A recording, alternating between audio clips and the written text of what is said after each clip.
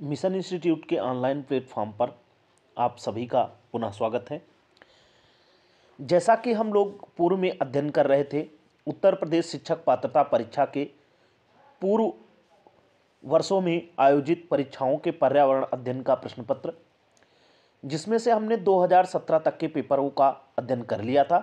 आज हम लोग इसी क्रम को आगे बढ़ाते हुए देखेंगे वर्ष 2018 में उत्तर प्रदेश शिक्षक पात्रता परीक्षा प्राथमिक स्तर पर पर्यावरण अध्ययन से संबंधित किन किन प्रश्नों को पूछा गया।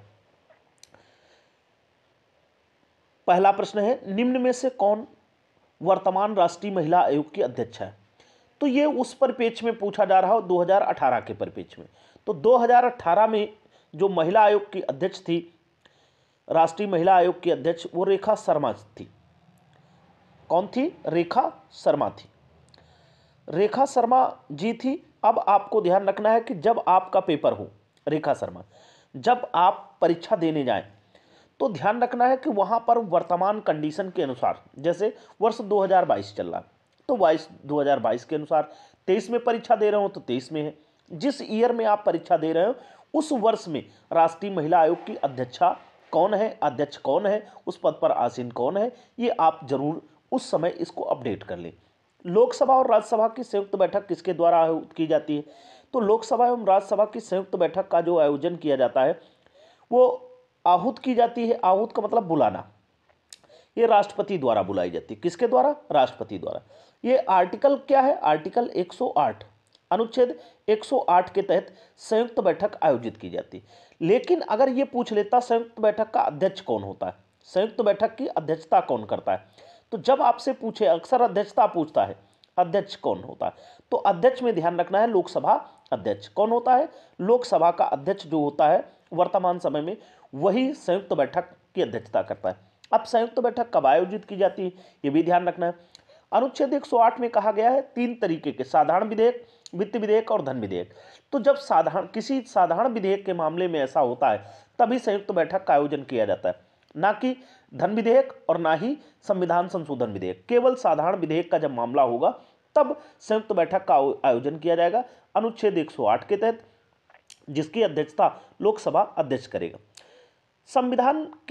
संविधान के किस भाग में पंचायती राज व्यवस्था संबंधी प्रावधान किए गए? तो किस भाग में पंचायती राज संबंधी प्रावधान किए गए? तो अब भाग की अगर बात पूछी जाए तो यहां पर ध्यान रखना है, ए ऑप्शन ही सही हो जाएगा, भाग 9। भाग 9 में पंचायती राज व्यवस्था के संबंध में उल्लेख किया गया। आर्टिकल क्या है इसका? अगर अनुच्छेद देखें तो 243 का से अड़ा तक, का से अड़ा तक क्या किया गया है? पंचायतों के संबंध में, भाग 9 पंचायतों के संबंध में प्रावधान किया गया है अनुच्छेद 243 का से अड़ा तक। यह ध्यान रखना है, भाग 9। उसके बाद अगला प्रश्न पूछा गया है 74वें संविधान संशोधन का संबंध है। तो 74वें संविधान संशोधन का संबंध किससे है? ग्रामीण स्थानीय सुशासन से, शहरी स्थानीय सुशासन से। अगर 73वां होता तो ग्रामीण स्थानीय सुशासन से हो जाता, 74वां है तो शहरी स्थानीय सुशासन। अब शहरी स्थानीय सुशासन का मतलब क्या है? भाग 1 9 का है, भाग 9 का, संविधान 9 का। इसका आर्टिकल है 243 ता से या छ तक। कहाँ तक? ता से या छ तक, इन 18 अनुच्छेद। और इस पे नगर पालिकाओं का उल्लेख है, नगर पालिकाओं का। अब नगर पालिकाएं का मतलब शहरी स्थानीय सुशासन के संबंध में प्रावधान किसमें किए गए हैं? तो भाग 9 का में किए गए हैं। और इसे 74वें संविधान संशोधन 1992 द्वारा लाया गया था। कब लाया गया? 74वें संविधान संशोधन 1992 द्वारा। किस गैस के वर्षा के पानी में घुलने से वर्षा का पानी अम्लीय हो जाता है? तो वर्षा का पानी अम्लीय कैसे हो जाता है? तो इसके लिए ध्यान रखेंगे, ये प्रश्न बार बार पूछा गया। Sulphur dioxide, sulphur dioxide SO2, SO2 जो होती है ये नाइट्रस ऑक्साइड के साथ मिल करके क्या करती है? पानी को अम्लीय बनाने, अम्लीय वर्षा के लिए उत्तरदायी। और अम्लीय वर्षा से जलीय जीवों, स्थलीय जीवों, दोनों प्रकार के जीव जंतुओं और वनस्पतियों दोनों को नुकसान होता है। भारतीय संविधान में विधि का शासन विचार कहाँ से लिया गया है? तो विधि का शासन विचार जो लिया गया है ये कहाँ से, इसको आप देखेंगे तो इसको रूल ऑफ लॉ कहते हैं, rule of law, rule of law के नाम से भी जाना जाता है। ये कहाँ से लिया गया, इंग्लैंड से। कहाँ से, इंग्लैंड से या ब्रिटेन कह सकते हैं। आगे देखेंगे लोकसभा के चुनाव हेतु तो अधिसूचना कौन जारी करता है, तो अधिसूचना जारी करने का काम कौन होगा, राष्ट्रपति। लोकसभा और राज्यसभा के संबंध में जब चुनाव होते हैं तो उनकी अधिसूचना राष्ट्रपति द्वारा जारी की जाती है। अगर ये विधानसभा स्तर पर होते तब यहाँ पर प्रश्न का आंसर ये हो जाता, क्या हो जाता, राज्यपाल। अगला प्रश्न पूछा गया लोकसभा की कार्यवाही के प्रथम घंटे को कहा जाता है, तो क्या कहते हैं, प्रथम घंटा जो होता है उसे प्रश्नकाल कहते हैं। क्या कहते हैं, क्वेश्चन आवर, प्रश्नकाल। इस प्रश्नकाल की अगर बात देखेंगे तो इस प्रश्नकाल में 3 तरीके के प्रश्न पूछे जाते हैं। कैसे, 3 प्रकार के प्रश्न पूछे जाते हैं। जो प्रश्न होते हैं वो 3 प्रकार के, कौन कौन से, तो एक प्रश्न होते हैं तारांकित, तारांकित प्रश्न, एक होते हैं अतारांकित, अतारांकित, और तीसरे होते हैं अल्प सूचना, अल्प सूचना संबंधी प्रश्न। तो ये ध्यान रखना है, प्रश्नकाल में 3 तरीके के तारांकित, अतारांकित और अल्प सूचना संबंधी प्रश्न पूछे जाते हैं और संसद या लोकसभा की कार्यवाही का पहला घंटा प्रश्नकाल होता है। वर्षा जल संग्रहण क्या है, प्रयुक्त जल का संग्रहण और भंडारण, वर्षा जल का जमाव और भंडारण, पानी का वितरण, उपरोक्त में से कोई नहीं। तो यहाँ पर बी ऑप्शन ध्यान रखेंगे, वर्षा जल का जमाव और भंडारण। बी ऑप्शन पे क्या होगा, वर्षा जल का जमाव और भंडारण, यही सही होगा। भारतीय गैंडे कहाँ संरक्षित हैं, तो भारतीय गैंडे कहाँ संरक्षित हैं, तो काजीरंगा नेशनल पार्क में। कहाँ, काजीरंगा नेशनल पार्क में। ये काजीरंगा नेशनल पार्क है कहाँ पर, तो ये ध्यान रखना है कहाँ पर है, असम में। पीछे भी इस पर चर्चा हो चुकी है। आगे, निम्न में से कौन सा क्रम पारिस्थितिक तंत्र में ऊर्जा प्रवाह के संबंध में सही है, ऊर्जा का प्रवाह कैसे होता है, तो सबसे पहले पौधे उत्पादक का काम करते हैं, उत्पादक से उपभोक्ता, उपभोक्ता 3 प्रकार के होते हैं, प्राथमिक, द्वितीयक, तृतीयक और तीसरा अपघटक। तो यहाँ पर प्रश्न का उत्तर ध्यान रखेंगे, उत्पादक, उपभोक्ता और अपघटक। सी ऑप्शन यहाँ पर आपका ये आंसर सही हो जाएगा। अगला प्रश्न पूछा जा रहा है, कौन सी ग्रीन हाउस गैस वातावरण में सबसे अधिक मात्रा में उपस्थित रहती है, तो यहां पर किसकी ग्रीन हाउस गैस की बात हो रही, कौन सी ग्रीन हाउस गैस वातावरण में सबसे अधिक उपस्थित रहती है, तो यहां पर ध्यान रखना है कौन सी, carbon, carbon dioxide, CO2, CO2 सबसे ज्यादा वायुमंडल में उपस्थित रहती है। आगे है, किस वर्णक की उपस्थिति के कारण पौधे हरे होते हैं, तो किस वर्णक की उपस्थिति के कारण पौधे हरे होते हैं, तो क्लोरोफिल के कारण। किसके कारण, क्लोरोफिल के कारण। और जहां पर क्लोरोफिल पाया जाता है, ये क्या, क्लोरोफिल क्या है, तो कभी कभी ये भी पूछ लिया जाता है, तो ये आपको ध्यान रखना, वर्णक है, वर्णक है। कैसा, क्या है, वर्णक है। और इसकी उपस्थिति के कारण ही पौधे के कुछ भाग हरे दिखाई देते हैं, और जो भाग हरे होते हैं उन्हीं में क्या होता है, क्लोरोफिल की उपस्थिति में, क्लोरोफिल के द्वारा सूर्य की उपस्थिति में प्रकाश संश्लेषण की प्रक्रिया द्वारा भोजन तैयार किया जाता है। मानवीय गतिविधियां जो पृथ्वी पर जलवायु परिवर्तन के लिए जिम्मेदार है, वनों को जलाना सही हो, कृषि क्रियाकलाप ये भी सही हो जाएगा।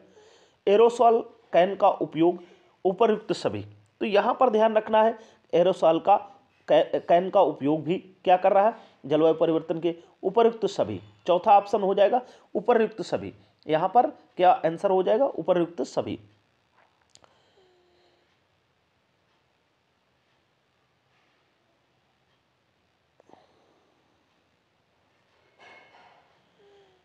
यूफाबिएसी फैमिली की कौन सी फसल बायोडीजल उत्पन्न करने के लिए जानी जाती है, यहाँ पर बायोडीजल की बात आ रही है। आपने पूर्व में भी पढ़ रखा है जेट्रोफा, जेट्रोफा को क्या कहते हैं, रतन जोत के नाम से जाना जाता है। रतन जोत नामक पौधे से क्या किया जाता है, बायोडीजल तैयार किया जाता है। रतन जोत नामक पौधे से बायोडीजल तैयार। जड़ी बूटियों की रानी, एक चीज ध्यान रखना है, जड़ी बूटियों की रानी, भारत की सबसे पवित्र जड़ी बूटी, सबसे पवित्र जड़ी बूटी ये, इस औषधि पौधे का हिंदू धर्म में महत्व है। किसमें, हिंदू धर्म में महत्व। इसका वानस्पतिक नाम, साइंटिफिक नाम आसिमम सेक्टम है। इसको सामान्यतः किस नाम से जाना जाता है? तो आसिमम सेक्टम के नाम से जाना जाता है तुलसी को। और तुलसी क्या है? एक कफ निवारक, क्या है? कफ निवारक औषधि है और इसे जड़ी बूटियों की रानी कहा जाता है। हिंदू धर्म में तुलसी का पौधा पूजनीय माना जाता है। आगे, पीने के लिए सुरक्षित पानी को क्या कहते हैं? तो पीने के लिए सुरक्षित पानी को क्या कहते हैं? पीने योग्य पानी, अशुद्ध जल, ताज़ा जल, नल का जल। तो यहाँ पर ध्यान रखेंगे पीने योग्य पानी, पीने योग्य पानी। आगे, वर्ष 1984 की भोपाल गैस त्रासदी में से किस रिसाव के कारण भोपाल गैस त्रासदी निम्न में से किस गैस के रिसाव के कारण हुई? तो यहाँ पर methyl isocyanate, MIC, methyl isocyanate के रिसाव के कारण।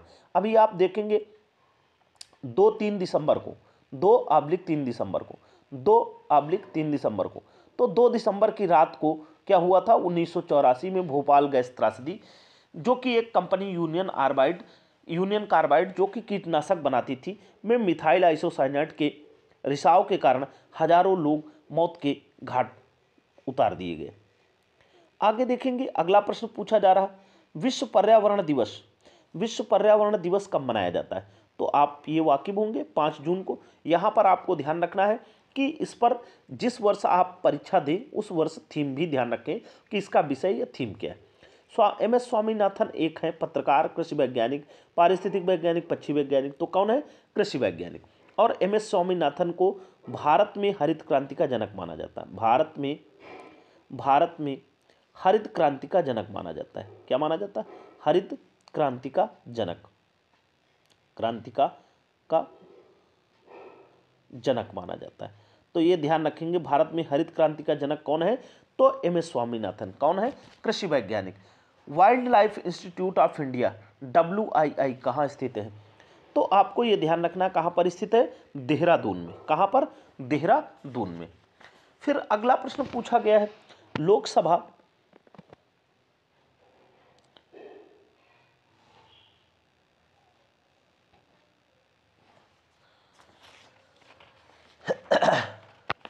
अगला प्रश्न पूछा गया है, प्रकाश संश्लेषण के दौरान हरे पौधे निम्न में से किसे सोख लेते हैं?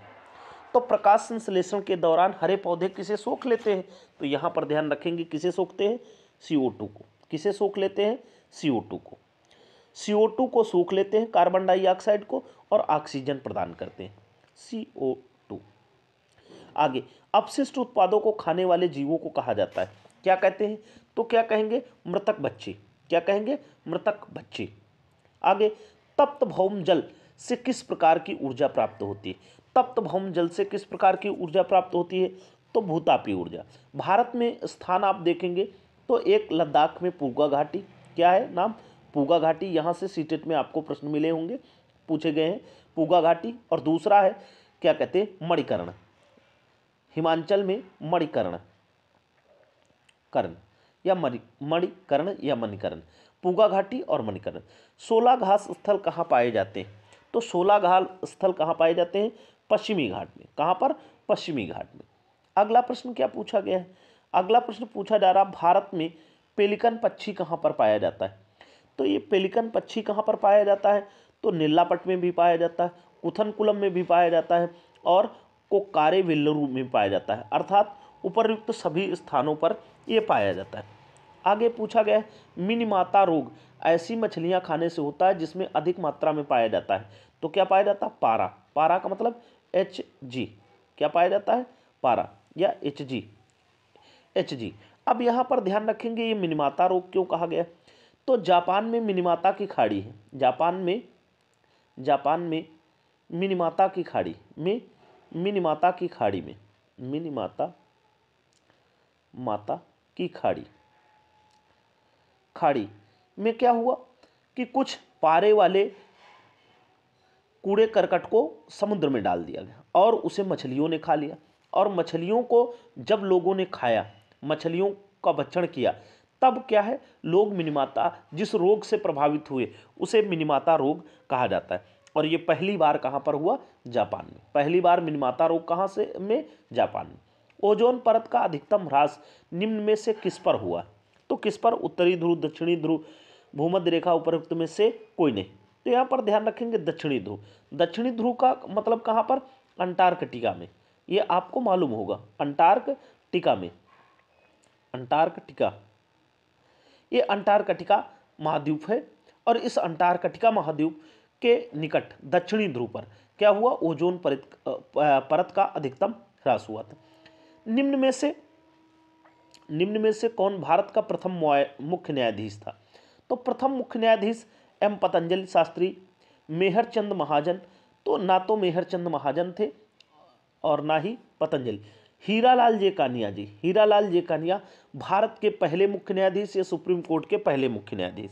यहाँ पर आप ध्यान रखेंगे, ये जे कानिया में जे का तात्पर्य क्या है? कभी कभी ये भी पूछा जा सकता है जे का तात्पर्य क्या है। तो जे का तात्पर्य क्या है? जे किशुनदास, हीरालाल जे किशुनदास, जे किशुनदास, किशुनदास दास कानिया। आगे रेड डाटा बुक किससे संबंधित है? तो रेड डाटा बुक किससे संबंधित है? विलुप्ति के करीब जीवों से। और ये रेड डाटा बुक कौन जारी करता है? इसे लाल आंकड़ों की किताब कहते हैं। लाल आंकड़ों की किताब, आंकड़ों की किताब। अब इसकी क्या विशेषता? लाल आंकड़ों की किताब। अब ये किसके द्वारा जारी की जाती है? तो इसको ध्यान रखेंगे, IUCN द्वारा इसे जारी किया जाता है। किसके द्वारा? IUCN द्वारा इसे जारी किया जाता है। तो ये हो गया 2018 का पेपर। आज तक के लिए धन्यवाद।